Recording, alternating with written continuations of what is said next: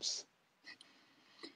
Tai aš apie diskusiją, tegul diskusija praeina, ar ne? Aš už tai, kad diskusija būtų. O sprendimą nebūtina priimti. Kartais diskusija vien prablaivina žmonės. Tai aš už diskusiją. Tuo labiau prisiminsime, kokie privalumai ir dideli trūkumai mirties bausmės. Taip pat dabar neatsiminsiu, kuri Amerikos valstija, ar 1865 ar 35 metais mirties bausmę vieną uždraudė. Ir yra istoriškai viskas argumentai tvarkingai sudėlioti ir kodėl. Paaiškėjo, kad ten 2 iš eilės nekaltus žmonės mirtim pasmerkė.